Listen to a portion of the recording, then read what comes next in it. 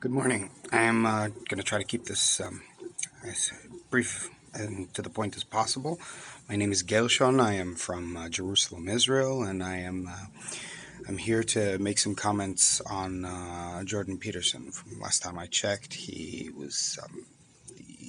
keeps referring back to the fact that he's not entirely sure how Judaism works. And he has his impressions on where Judaism and Christianity split.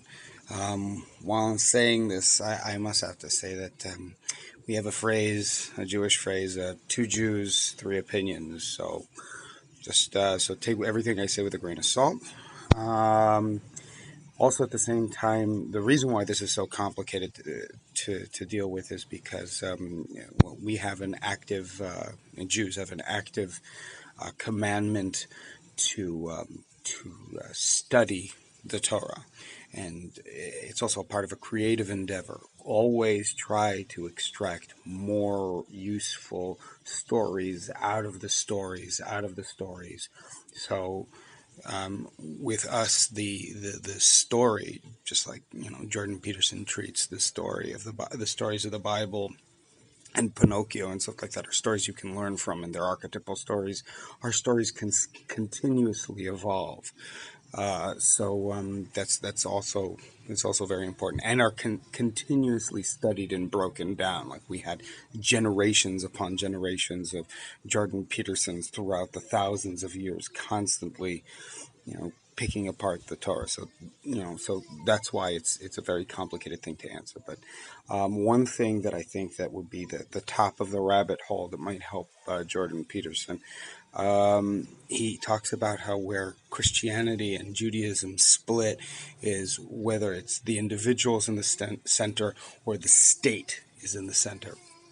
So to properly answer this, I got to rewind a little bit and bring up a point that, as far as I'm concerned, my impression is that the Egyptian mythologies are not only an evolution of the Enuma Elish. They're not only a step forward from the Enuma Elish. They're actually, from what I can tell, they're a critique. They criticize the Enuma Elish. They add elements of the story that the Enuma Elish did not have, and so they're an upgrade because there's a lack. Okay, and Judaism, I feel, is has the same thing, is constantly in dialogue with the other religions around it.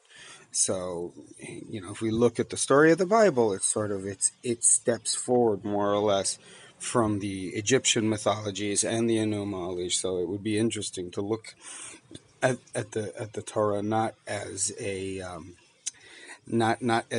step forward as much as it is a critique of other religions, as well as it having its own message on its own. Where Jordan Peterson says that the state is in the center of Judaism, I think that's a little bit of a missed point. It's close to being correct, but it's the state is a representation of something greater.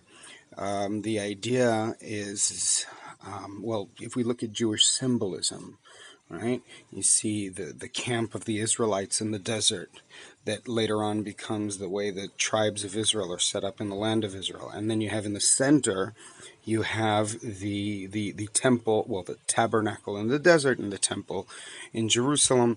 And in the center of the temple in Jerusalem, I'm going to skip some layers, but in the center is the Ark of the Covenant. Now, the Ark of the Covenant, in Jerusalem, there are two centers that overlap. It's the Ark of the Covenant and the place that God will choose. There's a reference that you're not allowed to bring burnt offerings except for at the place that God chooses. So it's location and the Ark of the Covenant, which symbolizes the covenant. So the center of Judaism is the covenant. And what's the symbol that's on top of the covenant? The two cherubs, angels, facing each other. So when Jordan Peterson refers to the individual as being the center, well, how are you to be the best individual you can be? You test it by making relationships, bouncing it off other people.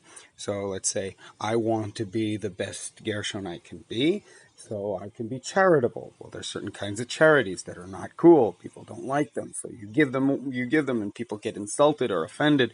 So you learn how to adjust your endeavors. The